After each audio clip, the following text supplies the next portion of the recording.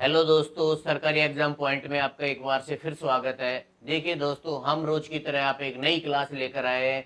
आज अपन बात करेंगे, एक नए टॉपिक के ऊपर चर्चा करेंगे, जिस टॉपिक का नाम होगा मौलिक अधिकार। इस मौलिक अधिकार के ऊपर ध्यान रखना दोस्तों, इस टॉपिक से हमेशा आरपीएफ एसआई वगैरह, आरपीएफ कांस्टेबल व एसएससी व एमटीएस से हमेशा एक बार हमेशा के लिए इसमें से क्वेश्चन जरूर पूछा जाता है।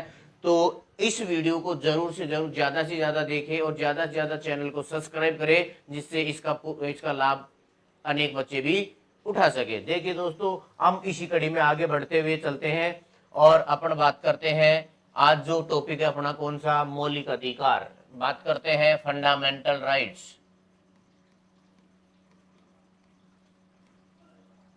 मौलिक अधिकार। बात करें फंडामेंटल राइट्स, इसकी बात करें फंडामेंटल राइट्स, मौलिक अधिकार की बात करते हैं, फंडामेंटल राइट की बात करते हैं। अब देखिए, सबसे पहले बात करते हैं ये मौलिक अधिकार क्या है। ये मौलिक अधिकार है, ये प्रेरणा पढ़ने कहां से लिए, मौलिक अधिकार की प्रेरणा कहां से ग्रहण की है पढ़ने। ये जो प्रेरणा ग्रहण की है, ये अपन ने ग्रहण की है अमेरिका यानी यूएसए के संविधान से ग्रहण की है। कहां से ग्रहण की है दोस्तों, यूएसए से अपन ने ये प्रेरणा अपन ने ग्रहण की है। फिर क्या है, भारत में ये जो मौलिक अधिकार है, ये प्रेरणा तो अपन ने यूएसए से ग्रहण है। अब मौलिक अधिकारों का विकास सबसे पहले कहां हुआ था। देखिए, सबसे पहले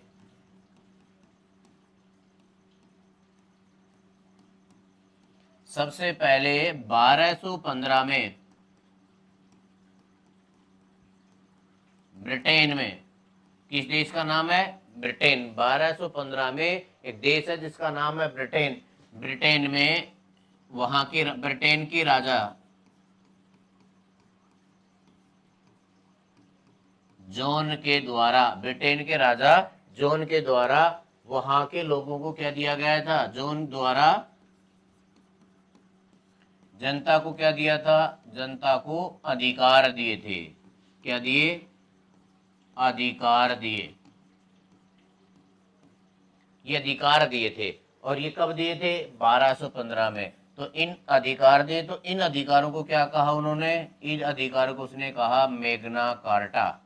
क्या कहा दोस्तों, मैग्ना कार्टा। इंपोर्टेंट लाइन है, क्या कहा, मैग्ना कार्टा। ये मैग्ना कार्टा का क्या हुआ था, सबसे पहले ध्यान रखना, कब, 1215 में ब्रिटेन देश के राजा जॉन के द्वारा की जनता को क्या दिए थे, अधिकार, जिनको क्या कहा जाता है, मैग्ना कार्टा कहा जाता है। इसीलिए सबसे पहले जो मौलिक अधिकारों का विकास जो हुआ वो कहां पर हुआ, ब्रिटेन देश में। वो भी कहां पर हुआ है, ब्रिटेन देश में।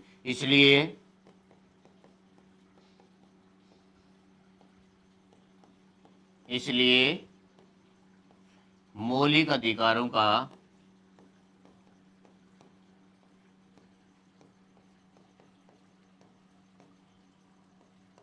विकास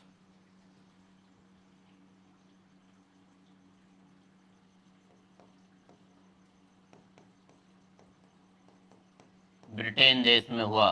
किस देश में हुआ, ब्रिटेन देश में हुआ।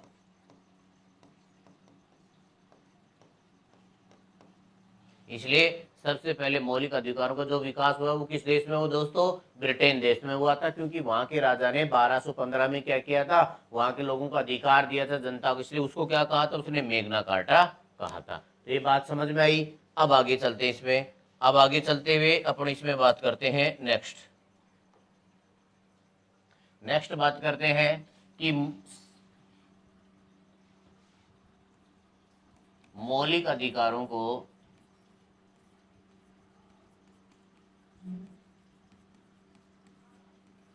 मौलिक अधिकारों को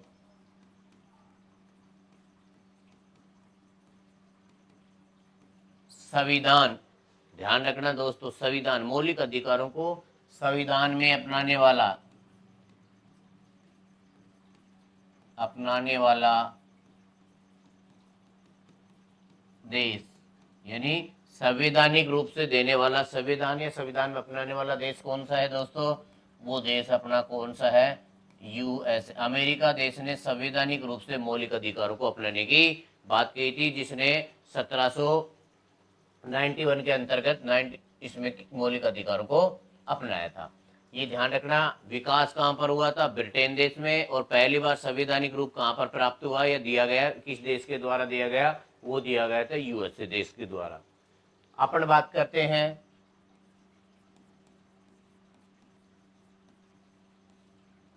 मौलिक अधिकारों से संबंधी समिति। मौलिक अधिकारों से संबंधित समिति के अध्यक्ष कौन थे? मौलिक अधिकारों समिति से संबंधित जो अपने अध्यक्ष थे, समिति के अध्यक्ष कौन थे अपने? इसके अध्यक्ष हुआ करते थे दोस्तों सरदार वल्लभ भाई पटेल। कौन है? मौलिक अधिकारों से संबंधित जो समिति बनी थी उसके अध्यक्ष कौन बनाए गए थे? सरदार वल्लभ भाई पटेल। और दूसरी इसी कड़ी में बात करें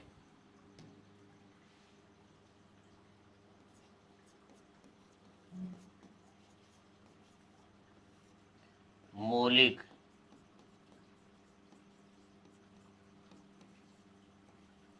अधिकारों से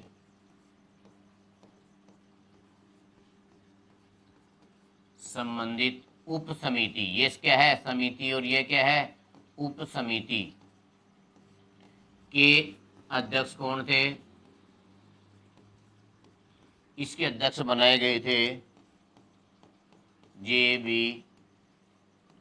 कृपलानी जी। किसे बनाया गया?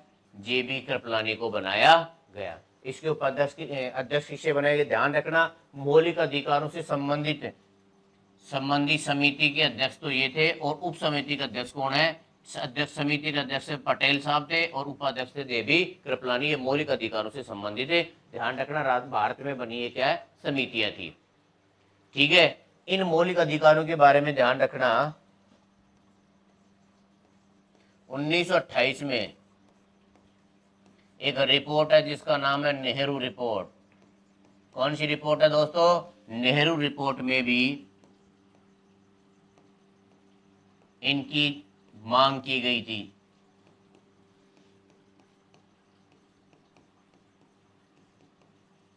भारतीय संविधान के अंतर्गत जो नेहरू रिपोर्ट थी, इस नेहरू रिपोर्ट में भी क्या की गई थी? इनकी मांग की गई थी। किसकी? मौलिक अधिकारों से संबंधित उनकी मांग की गई थी। ये बात भी आपको थोड़ा सा ध्यान रखनी है।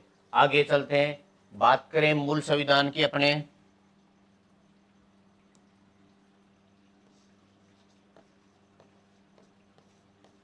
मूल संविधान में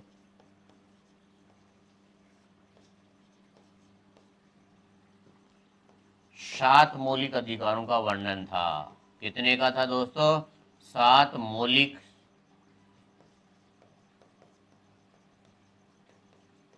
अधिकारों का वर्णन था। कितने मौलिक अधिकारों का था? 7 मौलिक अधिकारों का क्या था? वर्णन था। और वर्तमान में 6। कितने? ध्यान रखना दोस्तों, वर्तमान में 6 ही मौलिक अधिकार हैं। कितने मौलिक अधिकार हैं? 6 ही मौलिक अधिकार हैं।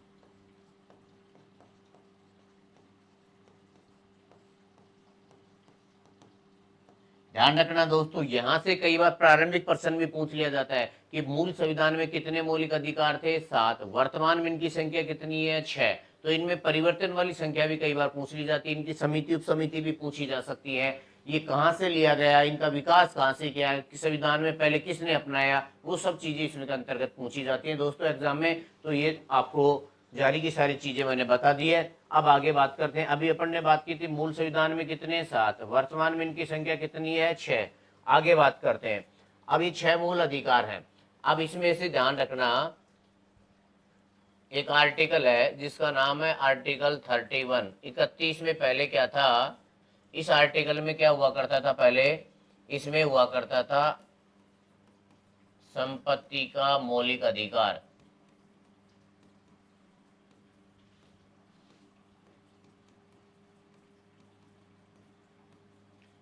इसमें था, परंतु क्या हुआ, संविधान में अमेंडमेंट किया गया, चेंजमेंट किया गया, कौन सा, 44वां, ये 44वां संविधान संशोधन, 44वां संविधान संशोधन कब किया गया, ये 44वां संविधान संशोधन किया गया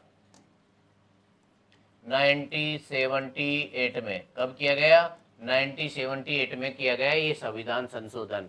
और इस संविधान संशोधन के तहत ही 44वां जो संविधान संशोधन 1978 में किया गया, इसके तहत क्या किया गया, इस संपत्ति के अधिकार को, संपत्ति के मौलिक अधिकार को क्या कर दिया गया, इस संपत्ति के मौलिक अधिकार को क्या कर दिया गया दोस्तों, हटा दिया गया। कहां से हटा दिया गया, मौलिक अधिकारों की श्रेणी से हटा, इसको संपत्ति के मौलिक अधिकार को हटा दिया गया, किससे, मौलिक अधिकारों की श्रेणी से इसको हटा दिया गया। क्या कर दिया गया, यानी अनुच्छेद 31 को यहां से समाप्त करके क्या कर दिया गया, इसको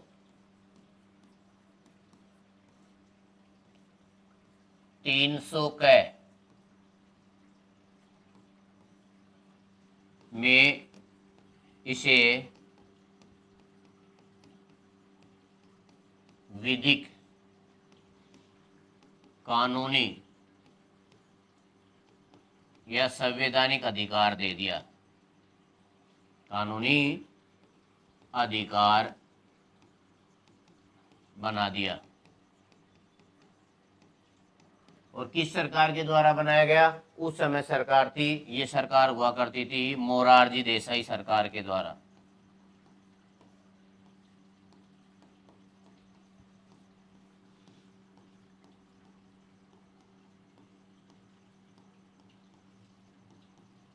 इसके द्वारा, मोरारजी देसाई सरकार के द्वारा ये काम किया गया। उस समय अपने प्रधानमंत्री हुआ करते थे जनता दल से, कौन थे, मोरारजी देसाई। उसके शासनकाल में क्या हुआ था, ये सब चीजें परिवर्तन की गई थी। जो अपना एक मौलिक अधिकार हटा था ना, 44वां संविधान संशोधन 1978 में करके इसको हटा दिया गया। अब कितने बच गए, इसको कहाँ रखा गया, इस मौलिक अधिकार को हटा दिया गया। और ये जो मौलिक अधिकार है, इसको 300 क में डालकर एक कैसा अधिकार बना दिया, विधिक या कानूनी अधिकार की श्रेणी में रख दिया गया। किसकी सरकार की बात है, ये मोरारजी देसाई सरकार। इसलिए अभी संविधान में कितने मौलिक अधिकार शेष हैं, इसी वजह से संविधान में वर्तमान में मौलिक अधिकार जो है वो 6 शेष हैं। ये 7वां जो मौलिक अधिकार था, इसको इस रूप में हटाया गया जिसका वर्णन किया है। आगे बात करेंगे इसकी विस्तार। अब आगे देखिए, कुछ विविध बातें करते हैं आगे। अब आगे बात करते हैं जो संविधान में है, बात करते हैं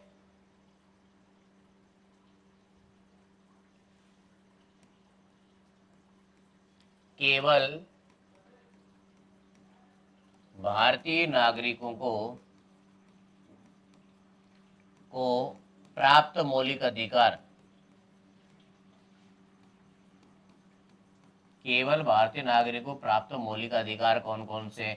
कई बार यहाँ से क्वेश्चन पूछ लिया जाता है कि इनमें से कितने मौलिक अधिकार हैं जो केवल इंडियन यानी भारतीय नागरिकों को प्राप्त है। इन पर अपन बात करते हैं तो अनुच्छेद की बात करते हैं, कौन कौन से हैं। तो इसमें जो आर्टिकल्स दिए गए, अनुच्छेद 15, 16, 19 और 29 और 30, ये 5 मौलिक अधिकार हैं जो केवल किनको प्राप्त है, भारतीय नागरिकों को प्राप्त है। इसके अलावा जितने भी मौलिक अधिकार बचे हैं वो सब किनको, सभी व्यक्तियों को प्राप्त मौलिक अधिकार है, वो भारतीयों को भी प्राप्त है और विदेशी व्यक्तियों को भी प्राप्त है।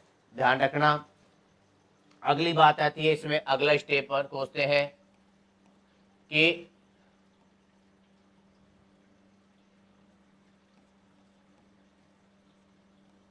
राज्य के विरुद्ध मौलिक अधिकार।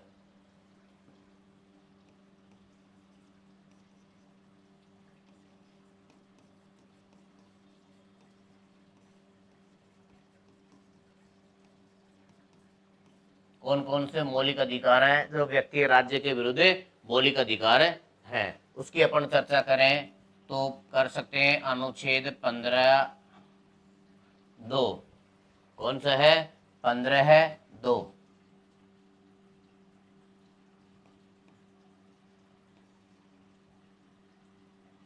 एक अपन बात करें 23 अनुच्छेद और एक अनुच्छेद 24। ये मौलिक अधिकार हैं जिनको व्यक्ति के विरुद्ध मौलिक अधिकार प्राप्त है, राज्य के विरुद्ध मौलिक अधिकार भी प्राप्त है। इनके बारे में ज्यादातर क्वेश्चन यहाँ से पूछा जाता है दोस्तों, तो ये थोड़ा सा आपको ध्यान रखना है। आगे मैं बात करूं, वे मौलिक अधिकार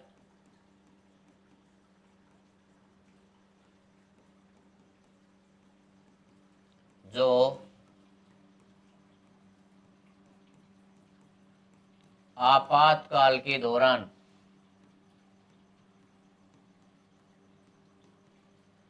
किसके दौरान? आपातकाल के दौरान निलंबित नहीं होते हैं।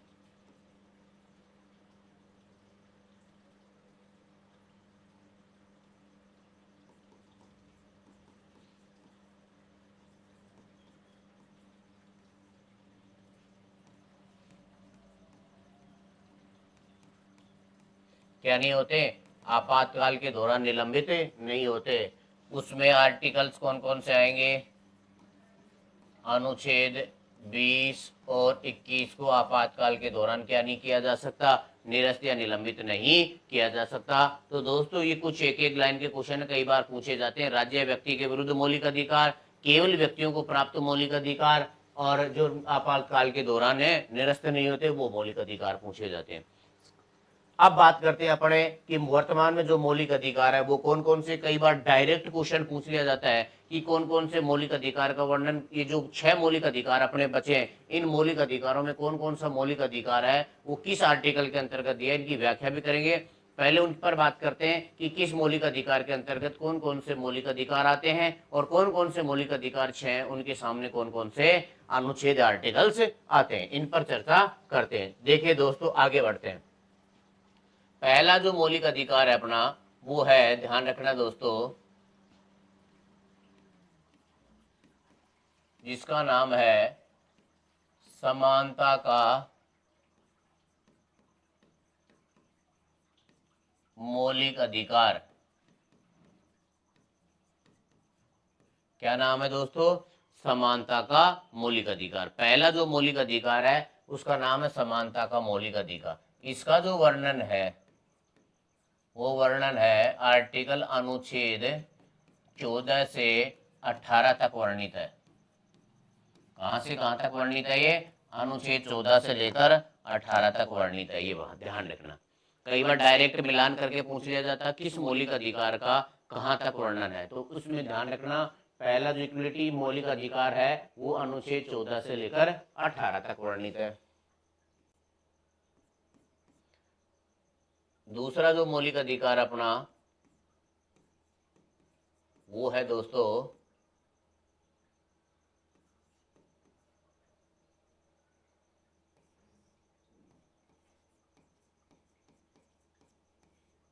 स्वतंत्रता का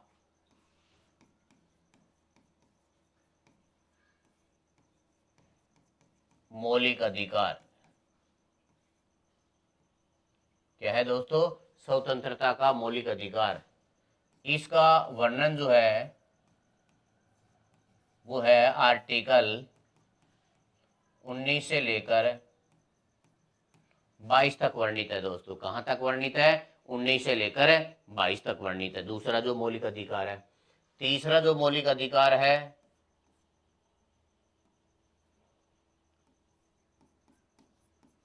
उसका नाम है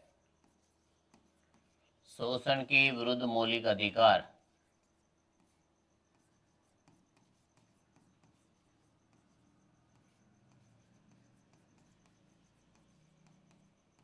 शोषण के विरुद्ध मौलिक अधिकार। अब ये शोषण के विरुद्ध जो मौलिक अधिकार है इसका वर्णन है अनुच्छेद 23 व 24 तक वर्णित है। कहां से कहां तक है? 23 और 24 में वर्णित है, ये बात ध्यान रखना। अगली बात करें अपन 4 नंबर। 4 नंबर में करेंगे धार्मिक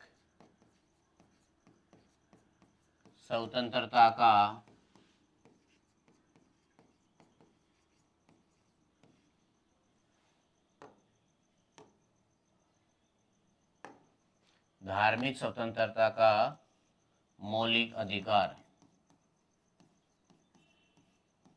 ये धार्मिक स्वतंत्रता का जो मौलिक अधिकार है ये वर्णित है अनुच्छेद 25 से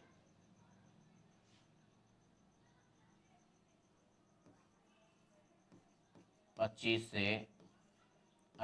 तक वर्णित है। कहां से कहां तक है? 25 से 28 तक वर्णित है। पांचवा जो मौलिक अधिकार है वो है शिक्षा व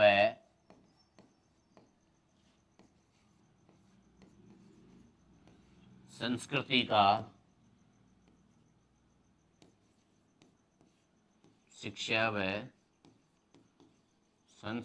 का मौलिक अधिकार।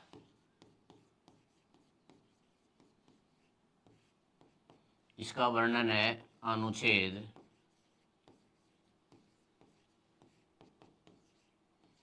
29 से 30 तक। 29 से 30 तक मौलिक अधिकार है। छठे मौलिक अधिकार की अपन बात करें वो है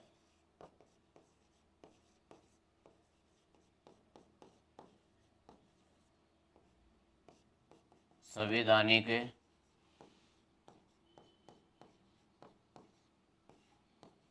उपचारों का अधिकार। जो लास्ट है वो है संवैधानिक उपचारों का अधिकार। इसका वर्णन है आर्टिकल 32 में वर्णन है। इसका वर्णन क्या है? आर्टिकल 32 में। तो दोस्तों ये जो आर्टिकल्स हैं इन आर्टिकल्स में ये 6 मौलिक अधिकार दिए गए हैं जिनका वर्णन आपके सामने मैंने लिख दिया है। देखिए पहला जो मौलिक अधिकार था, पहला जो मौलिक अधिकार है कौन सा? समानता का जो मौलिक अधिकार है आर्टिकल 14 से लेकर 18 तक वर्णित है। दूसरा है स्वतंत्रता का मौलिक अधिकार आर्टिकल 19 से लेकर 22 तक वर्णित है। तीसरा है शोषण के विरुद्ध मौलिक अधिकार, ये है अनुच्छेद 23 और 24 के अंतर्गत है। फिर है धार्मिक स्वतंत्रता का मौलिक अधिकार, ये 25 से 28 तक है। शिक्षा व संस्कृति का मौलिक अधिकार है, ये 29 और 30 में वर्णित है। और लास्ट है संवैधानिक उपचारों का अधिकार, ये आर्टिकल 32 के अंतर्गत दिया गया है। दोस्तों कई बार सेम ऐसा कैसा क्वेश्चन पूछ लिया जाता है कि किस अनुच्छेद के अंतर्गत कौन कौन से मौलिक अधिकार आते हैं या किस मौलिक अधिकार के अंतर्गत कौन कौन से अनुच्छेद आते हैं। इनको वरीयता क्रम में अलग बदल के इनका सीक्वेंस में पूछा जा सकता है। वरीयता क्रम में पूछे तो भी इसी क्रम में, पहला स्वतंत्रता का, दूसरा पहले समानता का, फिर स्वतंत्रता, फिर शोषण के विरुद्ध, फिर धार्मिक स्वतंत्रता का, शिक्षा संस्कृति का, संवैधानिक, इसी सीक्वेंस में ये क्या है फंडामेंटल राइट्स आपको दिए गए हैं। इन फंडामेंटल का राइट देखिए यहाँ से कहां से अनुच्छेद समानता का जो है आर्टिकल वो 14 से लेकर लास्ट संवैधानिक 32 तक है। परंतु जो मौलिक अधिकारों का वर्णन है, देखिए दोस्तों क्या है मौलिक अधिकारों का जो वर्णन है। अब मौलिक अधिकारों का वर्णन कहां से है? अब ये जो मौलिक अधिकारों का वर्णन है, नोट चीज को ध्यान रखना, मौलिक अधिकारों का वर्णन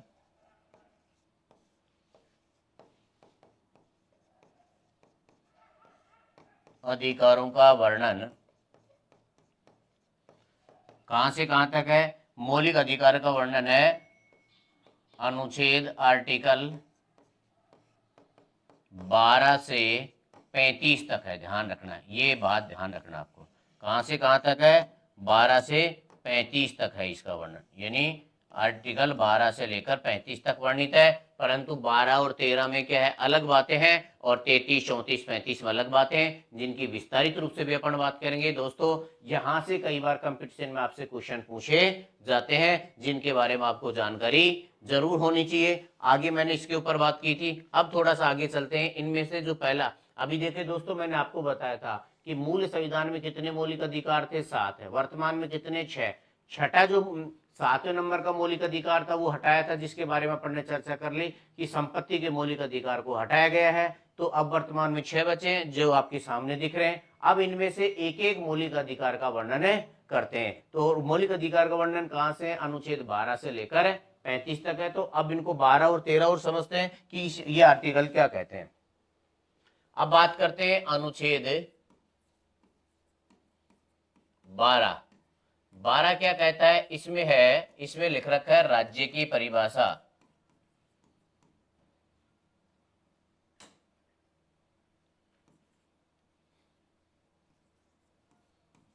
की परिभाषा किससे संबंधित है? राज्य की परिभाषा से संबंधित बात है कही गई है। अब इसके अंतर्गत क्या क्या चीजें शामिल होती हैं वो देखिए। इस राज्य के अंतर्गत क्या क्या चीज शामिल होती है देखिए। इसके अंतर्गत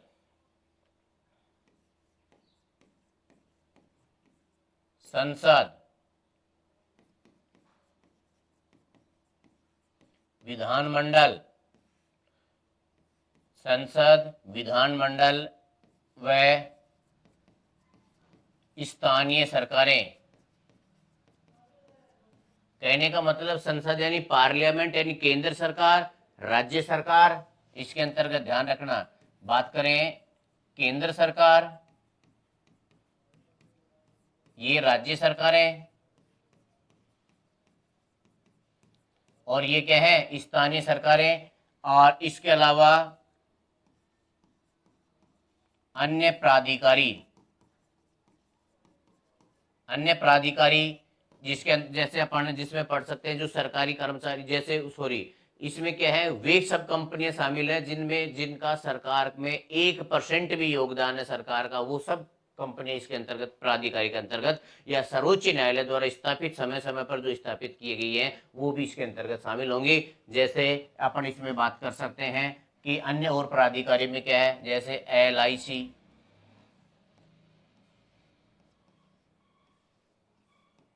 ONGC, इस प्रकार की जो कंपनियां हैं वो भी अन्य प्राधिकारी के अंतर्गत शामिल होती हैं। ये सब क्या है? राज्य की परिभाषा के अंतर्गत आती है। थोड़ा सा इसे व्यापक परिभाषा ध्यान रखना। इसमें संसद, विधानमंडल सरकारें यानी राज्य सरकारें, स्थानीय सरकारें, स्थानीय में स्थानीय व नगर निकाय दोनों चीजें शामिल की जाती है इसके अंतर्गत। तो ये चीजें इसके अंतर्गत शामिल होती हैं। अगली बात करते हैं। इसमें देखे आगे आता है आर्टिकल 13। इसको थोड़ा सा समझे। इसके अंतर्गत क्या दी गई है? देखो इसके अंतर्गत जो बातें की गई है वो एक बात की है न्यायिक पुनरावलोकन जैसी, यानी कहने का मतलब है कि वो मौलिक अधिकारों का जो अल्पीकरण करने वाला जो है वो इसके अंतर्गत बात की गई है। यानी अपन लिख सकते हैं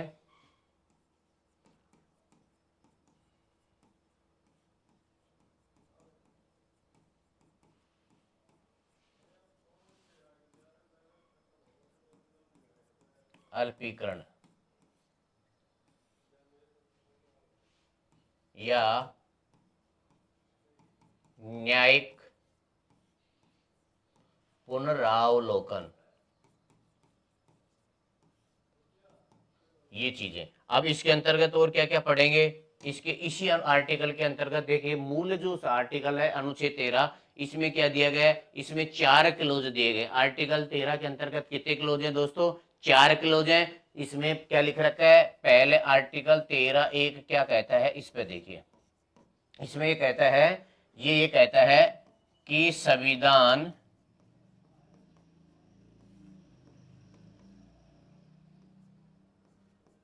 संविधान लागू होने से पूर्व, संविधान लागू होने से पूर्व की गई संधि या समझौता, संविधान लागू होने से पूर्व की गई संधि या समझौता,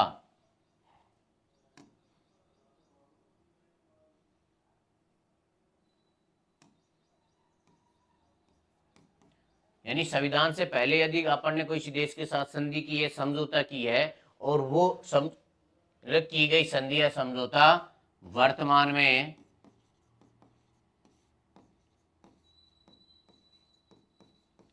क्या मौलिक अधिकारों का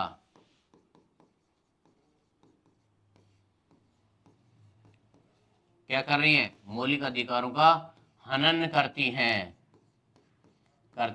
तो हनन करती है तो उसको, यदि मौलिक अधिकार को हनन करती है तो उसको क्या कर देंगे, उसको, यानी उसका मतलब है संधि और समझौतों को वहां तक शून्य माना जाएगा, वहां तक शून्य माना जाएगा जहां तक वे हनन करती हैं। ये बात ध्यान रखना, क्या करती है, यानी उनको जो मौलिक अधिकारों का हनन करती है उसको वहां तक माना जाएगा जहां तक वो जो चीज उस मौलिक अधिकारों का हनन करती है वहां तक उसको क्या मान लिया जाता है, शून्य मान लिया जाता है। नोट एक बात ध्यान रखना इसके अंतर्गत दोस्तों, ये ध्यान रखना, ये आर्टिकल संविधान के पूर्व व बाद की दोनों विधियों पर, यानी संविधान के पूर्व बाद की विधियों पर दोनों पर लागू होता है। ये बात भी ध्यान रखना, दोनों पर लागू होगा, पहले की विधियों पर भी लागू होगा तथा उनकी बाद की विधियों पर भी लागू होगा। इसीलिए इसको फिर क्या कहते हैं, इसीलिए इसको अनाच्छादन का सिद्धांत भी कहते हैं। क्या कहते हैं, अनाच्छादन का सिद्धांत। ये क्या कहलाता है, आच्छादन का सिद्धांत, आच्छादन का सिद्धांत भी कहते हैं। ये क्या कहलाता है, 13 के अंतर्गत ही क्या कहलाता है, आच्छादन का सिद्धांत भी कहलाता है। तो दोस्तों ये आर्टिकल 13(1) इस बात को स्पष्ट करता है। ये विस्तारित रूप से मैंने बता दिया आपको। कई बार क्या बच्चों को समझ नहीं आती कि ये चीजें होती क्या है, तो ध्यान रखना है मौलिक अधिकारों को अल्पीकरण करने वाला अनुच्छेद है, अल्पीकरण करने वाला अनुच्छेद है,